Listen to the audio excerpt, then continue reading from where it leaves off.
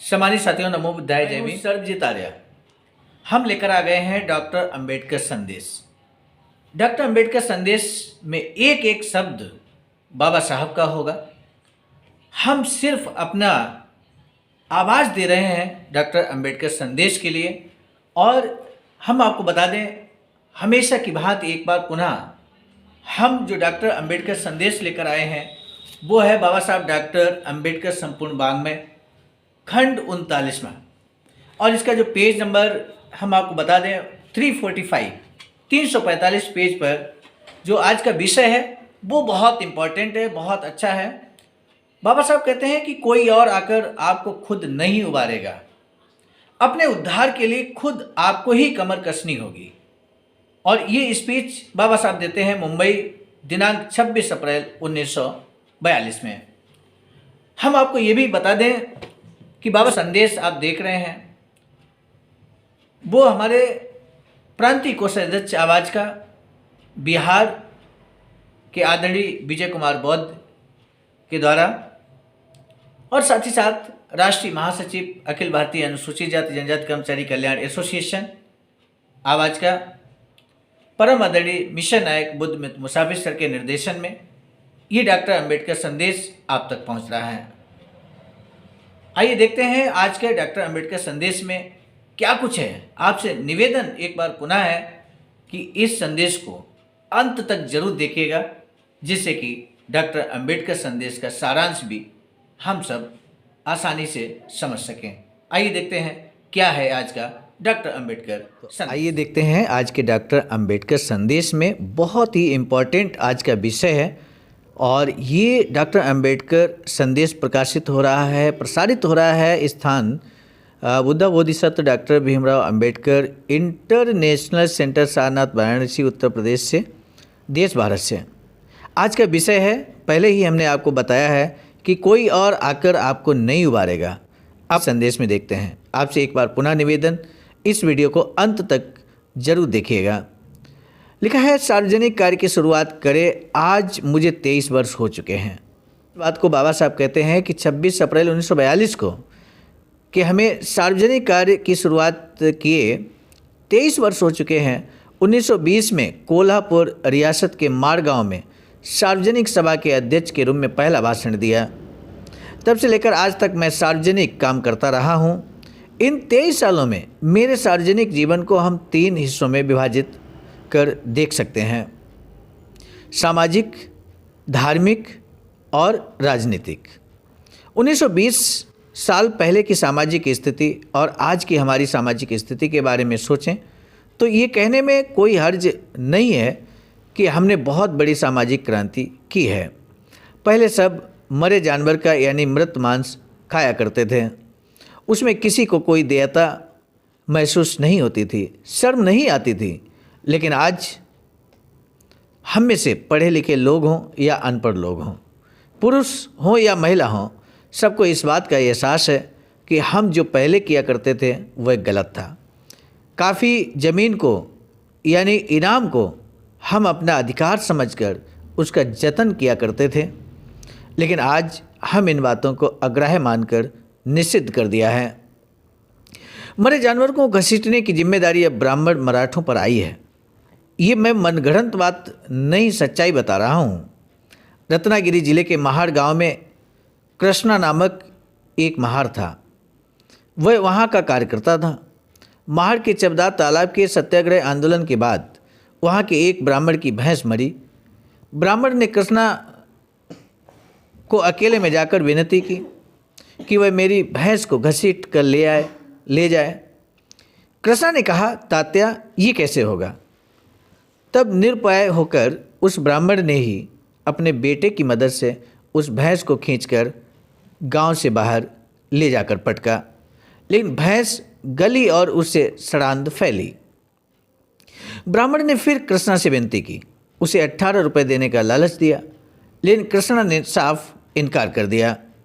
सो उस ब्राह्मण को खुद भैंस को उसी हालत में खींच कर ले जाकर गांव से 3 मील की दूरी पर फेंकनी पड़ी। इस उदाहरण से खुद के इंसान होने का, अपने में पुरुषार्थ होने का एहसास हम में से हर एक को हुआ है। सो क्या ये एक सामाजिक क्रांति नहीं है? कोई इस बात से इनकार नहीं कर सकता कि धार्मिक रूप से हमने जितनी क्रांति की है उतनी क्रांति अन्य किसी समाज ने नहीं की है। हिंदू धर्म में न्याय, नीति, समानता, बंधुत्व आदि पर जोर नहीं दिया गया है। इंसान को जलाने वाली कई सारी उपाधियां जरूर हैं। धर्म के नाम से हमारे लिए जो घातक था वह सब हम करते रहे थे।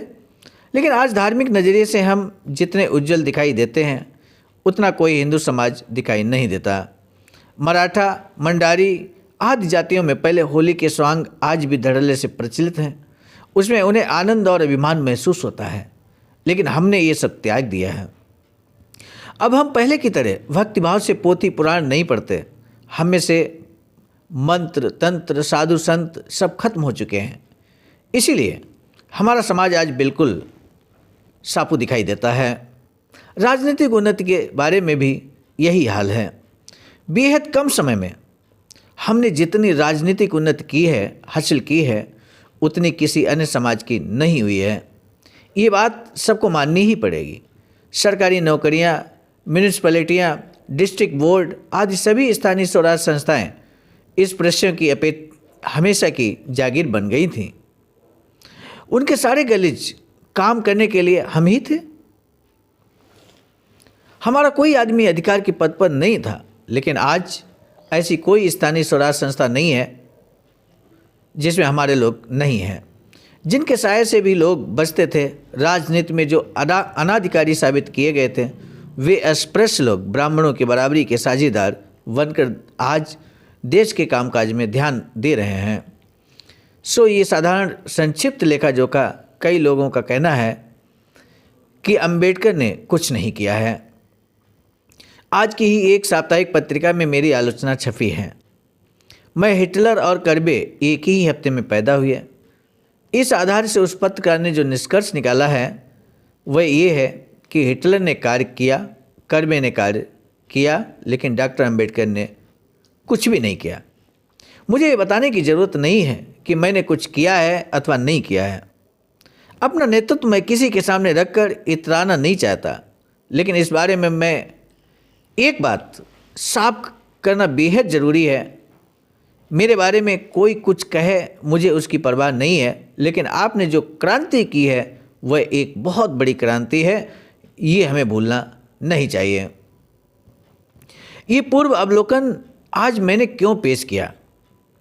आज हमारे समाज के भविष्य के बारे में मैं जो निवेदन करना चाहता हूँ और जिस निवेदन के लिए आज के इस अवसर पर मैं खास तौर से यहाँ उपस्थित हुआ हूँ, उसे बताने से पहले हमारे आंदोलन अब तक का स्वरूप ठीक से ध्यान में आए, इसलिए मैंने ये भूमिका आपके सामने पेश की है।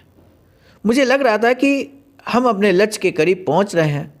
किसी ज़माने में मुझे लग रहा था कि समयांतर से हम इस पर समाज के साथ एक रूप होंगे। कालांतर से स्थितियाँ ऐसी बन जाएंगी कि इस अस्पृश्यता का जो भेदभाव है वो नष्ट हो जाएगा। नासिक महाड़ में जो आंदोलन किया उसका प्रमुख उद्देश्य यही था, सार्वजनिक स्थानों और जल स्रोतों का उपभोग हम भी कर पाएँ। इस भावना से प्रेरित होकर हमने सत्याग्रह किए, लेकिन हिंदू लोग हमें समानता से अपने में शामिल कराने के लिए तैयार नहीं है। स्व अनुभव से हमने ये जाना, इसीलिए हमने अपने कार्य की दिशा बदल दी है। इस बात को हम और इस पर हिंदू भी पूरी तरह से ध्यान में रखें, यही मेरा कहना है। हिंदू समाज में अगर हमारे लिए समता और ममता भरा स्थान नहीं है तो हमें अपनी राजनीति अपने ही हाथ लेनी होगी। दो भाइयों का झगड़ा हो तो वे अलग हो जाते हैं, उसी प्रकार इस स्पृश्य हिंदू और हमारा हकों के संदर्भ में अलगाव होना चाहिए। इस स्पृश्य और हमारे बीच किसी तरह की एकता की भावना अब बची नहीं है। हम दोनों के बीच इस प्रकार हकों के संदर्भ में जब तक अलगाव नहीं होता तब तक ये झगड़ा मिटना कतई संभव नहीं है। सब लोग ये बात जरूर ध्यान में रखें। इसमें मेरी किसी से निजी दुश्मनी नहीं है। इस विवाद स्वरूप कुछ इस प्रकार है कि एक भाई दूसरे भाई के जुल्मों से तंग आकर अलग होना जब चाहता हो और दूसरा भाई ये बात मानने के लिए तैयार ना हो, लेकिन इस अवसर पर मैं इस प्रश्य हिंदुओं को ताकीद देना चाहता हूँ कि पहले हमें अपना हिस्सा दें। हमारा हिस्सा अगर हमें मिले तो आपकी आज़ादी की लड़ाई लड़ने की जिम्मेदारी मैं लेता हूँ। हमारी राय में इस प्रेस हिंदुओं की तरह ही ये देश तुरंत आज़ाद हो। इतना कहकर बाबा साहब अपने स्पीच को समाप्त कर देते हैं। आपने डॉक्टर अंबेडकर संदेश को बहुत ध्यान से सुना, पढ़ा, इसके लिए आपका तहे दिल से साधुवाद। आप सभी प्रबुद्धजनों को सहर्ष अवगत कराना है कि बाबा साहब की इच्छा के अनुकूल एक वैचारिकी सेंटर बनाने के लिए ring road, green city, Faridpur, सानत, वाराणसी, उत्तर प्रदेश में 14,000 स्क्वायर फीट ज़मीन की खरीदारी हो चुकी है। अब इसका निर्माण कार्य प्रगति पर है। आप सभी बाबा साहब के अनुयायियों से विशेष अनुरोध है कि इस वैचारिकी सेंटर को अपना मानते हुए, चूँकि ये आपका अपना है, बहुजनों का है, तो इसमें योगदान अवश्य करें। Account number 3908681447, IFC code SBIN 0007233 और ये अकाउंट है बहुजन बोधि समाज संघर्ष समिति के नाम से। महत्वपूर्ण सभाओं में निश्चित रूप से आपको राष्ट्रीय पदाधिकारियों के द्वारा सम्मानित किया जाएगा। आज का डॉक्टर अंबेडकर संदेश कैसा लगा, इस बारे में अपने सुझाव, अपने विचार, अपना मोटिवेशन कमेंट बॉक्स में देने का कष्ट करें। इसी आशा और विश्वास के साथ हम आपको बता दें कि यहाँ पर ये जो मैसेज था जिसके द्वारा हम यहाँ पर वीडियो बनाने में सक्षम हो पा रहे हैं, परम आदरणीय विजय कुमार बौद्ध जी, बिहार प्रांतीय कोषाध्यक्ष, जिला उपाध्यक्ष बोधगया, अखिल भारतीय अनुसूचित जाति जनजाति कर्मचारी कल्याण एसोसिएशन के द्वारा। और यहाँ पर हम देख लेते हैं कि क्या समीक्षा हुई है इस डॉक्टर अंबेडकर संदेश की। परम आदरणीय कविंद्र सिंह सर जी, जो कि वरिष्ठ उपाध्यक्ष आवाज का हैं, उन्होंने यहाँ पर अपने विचारों को यहाँ पर शेयर किया है। उन्होंने लिखा है कि हमें हमारी प्रगति भी बतानी चाहिए, यानी सार्वजनिक करनी चाहिए, जिससे लोगों को आपके कार्यों की सही जानकारी तथा कितना लक्ष्य प्राप्त किया, जिससे लोगों में कार्य करने का उत्साह बढ़े और लगन से कार्य करें। बाबा साहब ये भी कहते हैं कि अपने कार्य पर इतराना नहीं चाहिए, पर गर्व के साथ जरूर बताना चाहिए। बहुत बहुत साधुवाद आदरणीय विजय बौद्ध जी, प्रांतीय कोषाध्यक्ष बिहार। इस तरह से मंगल कामना करते हुए और मिशन नायक बुद्धमित्र मुसाफिर सर ने क्या कुछ समीक्षा की है, आइए वो भी हम देख लेते हैं।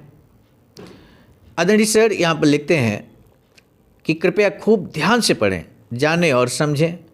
हिटलर, कर्वे और बाबा साहब अंबेडकर एक ही सप्ताह में पैदा हुए और आलोचना की गई कि हिटलर और कर्वे ने कार्य किया, लेकिन डॉक्टर अंबेडकर ने कुछ नहीं किया।